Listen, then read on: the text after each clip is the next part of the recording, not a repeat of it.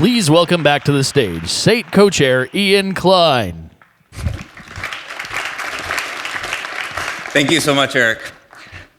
About 25 years ago, I sat where you're sitting for the very first time. Before this was Cornish Playhouse, this was Intiman Theater, and it was one of my earliest theater memories. It was a production of Peter Pan by J.M. Barrie, and there was an inflatable crocodile that took over the stage that to me was pure magic. About a dozen years later, I came back to Intiman, not as a young patron, but as an employee. You could find me shaking martinis up at the bar upstairs. And 10 years later, I'm older, but I'm here with you all on stage in what is really a wonderful full circle experience. So I want to thank the TEA for bringing us all to this theater. That means so much to me. And the theater arts in general really do bring people together in a profoundly unique way. Our next two speakers have both been inspired by and have worked in theater for much of their careers, and I really hope they inspire you too. First up, we'll have a late but nonetheless invaluable addition to our program, Lucia Neare. She's a Seattle-based contemporary immersive theater artist, as well as a sculptor, designer, director, performer, producer, and a classically trained singer. And she'll be speaking to not only the importance of the arts in our communities, but how we can heal communities through spectacle. Next up is a local Seattle artist, writer, and director, Lacey Campbell, who will be joined by creative colleagues Aisha Malik and Nazanin Mehain from Pakistan and Iran, respectively, to discuss their unique collaboration across the world and cultural divides, and how we can apply their learnings to an increasingly global and sophisticated audience. As we did yesterday, we will be holding a Q&A following both presentations, so make sure you have the TEA app and input your questions into the activity stream, and we'll get those into the program for the Q&A. So now I'd like us all to give a warm welcome to Lucia Neare. Thank you. Good morning. How are you? Fine. Great. It's so wonderful to be with you here this morning. Thank you so much for inviting me. Again, my name is Lucia Neare, and I'm a Seattle-based artist. I create large-scale, site-specific performances, and I'm here to talk with you today about Civic Magic. But before we jump into our conversation about magic, I'd like to share a little bit with you about myself and how I came to this work. I was born on the island of Manhattan.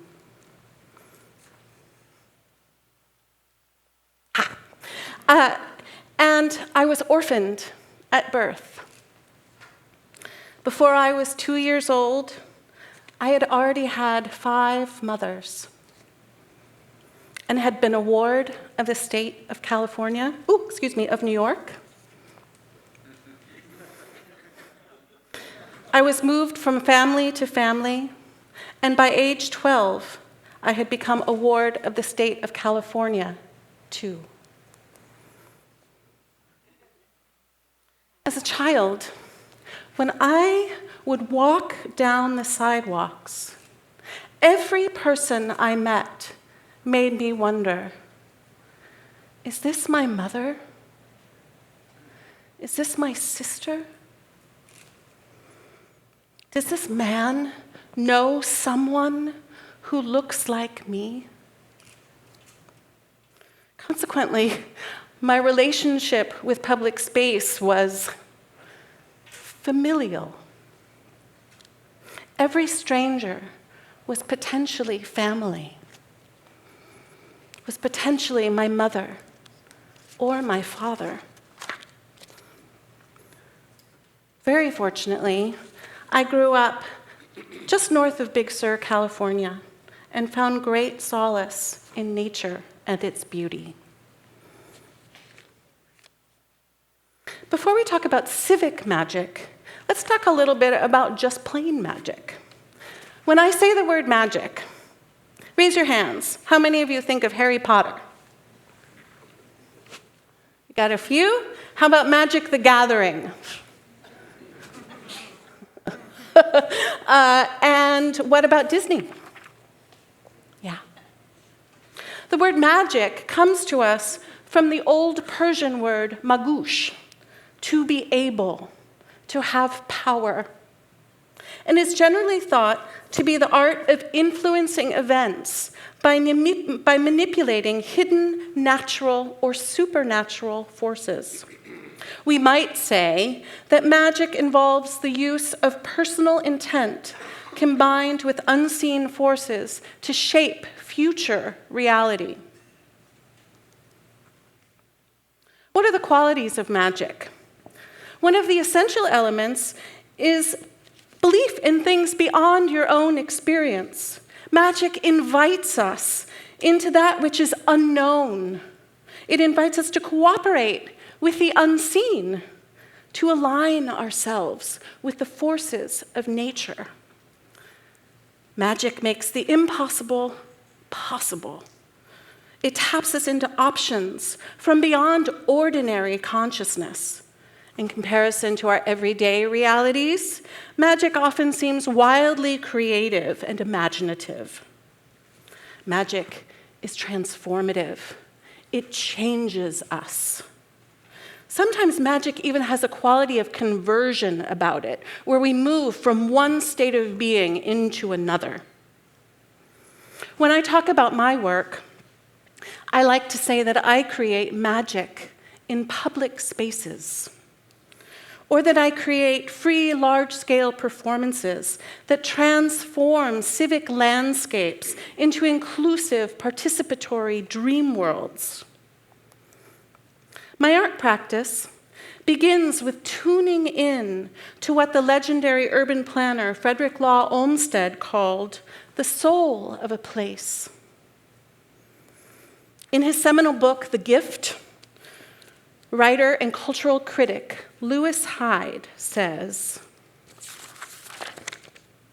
"Unlike the sale of a commodity, the giving of a gift tends to establish a relationship between the parties involved. When gifts circulate within a group, their commerce leaves a series of interconnected relationships in its wake, and a kind of decentralized cohesiveness emerges." In other words, when we give each other gifts, genuine relationships form. We get closer. This is the heart of my civic magic. My work is free and is offered to the community as a gift. No tickets are bought or sold. No sponsor logos, no brand identity, no sales of anything. I'd like to share with you some images from what's probably my best-known work, Lullaby Moon. These free participatory performances took place on each new moon for an entire lunar year, beginning in the fall of 2008.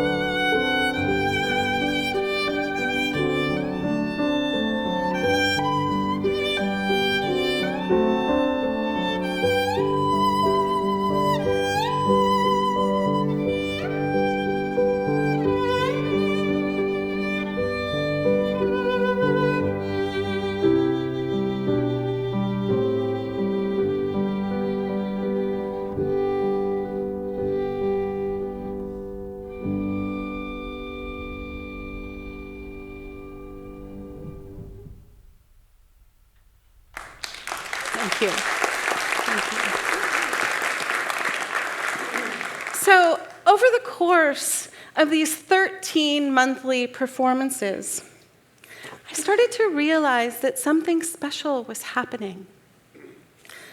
I started receiving dozens and dozens of letters from people, like this one.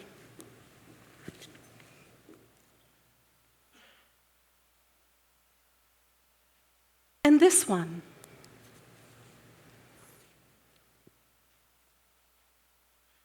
Then I received this note from a woman named Caroline. I went to Lullaby Moon with my friends and their young children. One of them, who is 3 years old, recently got adopted from Guatemala, where she spent most of her life in the basement of an orphanage. Because of that, her seeing is very bad, and she has difficulties relating to others. But when she heard the music and felt the Lullaby Moon energy, she started dancing and was so happy the whole evening. Thank you, and all of the Lullaby Moon people, for all of the wonderful work you're doing. Here's another example of Civic Magic. From 2012 to 2018, I was artist in residence in the city of Redmond, Washington, home to Microsoft. 1/4 of Redmond's residents are foreign-born, and 3 of every 10 households speak a language other than English at home. You'll hear Tamil, Chinese, Spanish, Russian, Hindi, among many, many other languages. Despite such wondrous multiculturalism, the various communities there, aside from seeing each other at work or at the grocery store or maybe even at the gym, had too few opportunities to truly connect. I was brought to Redmond to help the city address its particular urban issues, such as civic isolation, the quality of street life, the need to build more cross-cultural community connections, and a rapidly changing municipal identity. All told, my company created 10 new performance works in Redmond, each designed to engage and connect the growing diverse population, energize street-level culture, and foster a deeper sense of belonging. I worked with the idea of creating ephemeral and permanent commons.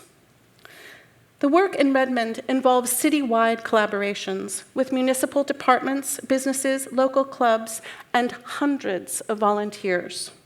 For example, for a single performance in 2014, we clocked more than 10,000 hours of volunteer time. This is one of our very early performances in Redmond, which took place in 2012 in what was soon to become a construction zone.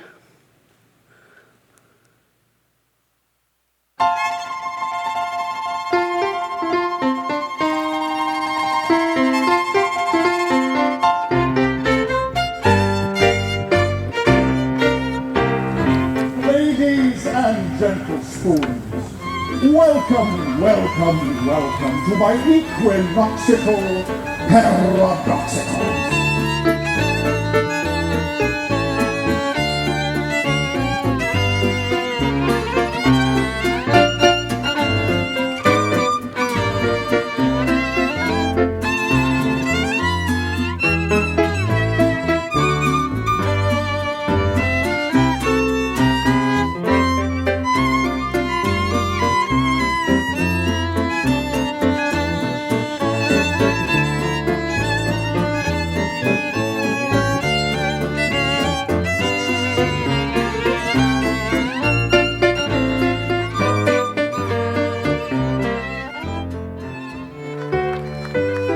What say? Let's have a dance.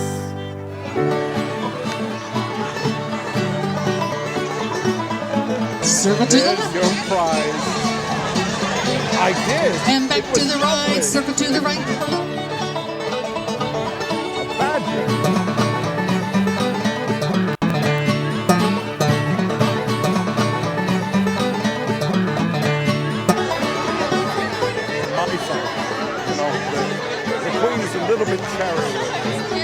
everybody swing your partner.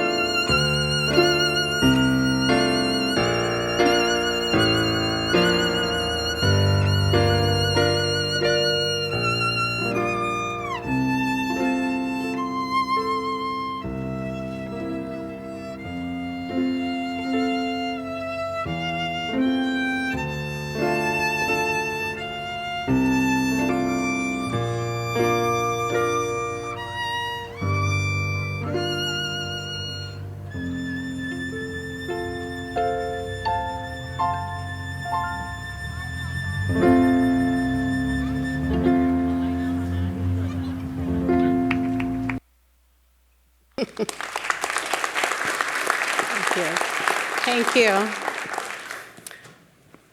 Microsoft professionals from around the world, skateboarding teens, seniors who maintain original family homesteads, wrote Joshua Heim, the City of Redmond's arts manager, all joined the performance in ways that made our city feel more unique and more like home. By the end of her 2012 performance cycle, strangers were sharing homemade pie, holding hands, and dancing in the dark in downtown Redmond. This was a first in our 100-year history.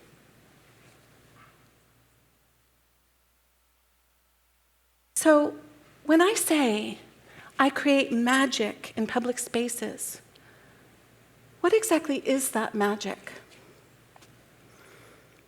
It's the magic of people that feel connected to each other, reconnected to their own imaginations, and to the nature that surrounds them. It's the magic of warmth, of genuine care, of generosity. But do you know what you won't see at any of these performances? Do you know what renders civic magic powerless? Advertising, money exchange, ubiquitous corporate culture. Our friend Lewis Hyde tells us that when we exchange money instead of heart, we become more alienated and disconnected. We're facing dire times. Hate crimes are way up. Since the Civil War, this country has never been more polarized. Corporate greed has put us at the edge of environmental disaster, the sixth extinction, the potential end of human civilization as we know it. We all know we need stronger communities. We need stronger bonds. We need a kind of social magic, ways to collaborate with nature and the imagination and each other that tap us into possibilities far beyond dominant culture consciousness. You want to talk about diversity? Who do you think it is that can actually afford that $129 ticket to Disneyland for a single day? Multiply that by a family of 4. You want more diversity? Remove barriers to participation. Offer some of your work or all of it for free. Make it a gift. Better yet, create work with the community and offer it in the neighborhoods in which people live, work, and play. Here are the kinds of questions that I'm interested in, and I invite you to wonder about them with me. Against the backdrop of hyper-materialist, technological, corporatized, and economically stratified culture, which we know leads to alienation, mistrust, hatred towards those perceived as other, and even violence. What can we do? What can we do to help people feel more welcome in their communities, to counter alienation with a greater sense of belonging? How can the strategies and tools of theater, performance, and experience design be employed to model inclusive, kind, generous communities across cultural divides? How can our work rebuild the capacity for human togetherness?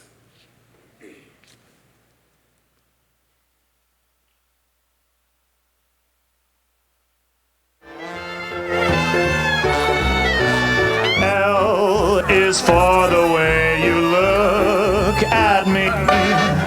O is for the only one I see. V, it's very, very extraordinary. E is even more than anyone that you adore, and love is all that I can give to you. Love is more than just a game for two.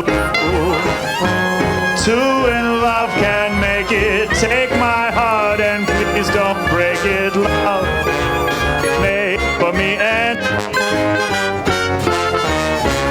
love was made for me and you. Oh, Professor. That was lovely. My work speaks to the potential of humans to connect with each other, stranger to stranger, to coordinate people in an expression of joy that brings not just happiness, but connectedness across difference.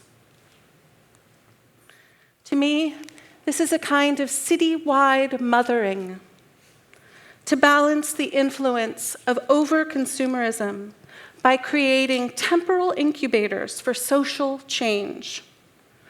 Protesting is good, but we also need new models for public connection and civic renewal. If magic involves the use of personal intent combined with unseen forces to shape future reality, I invite all of you to use the forces of kindness, of generosity, of genuine human-to-human care to transform your communities. Thank you.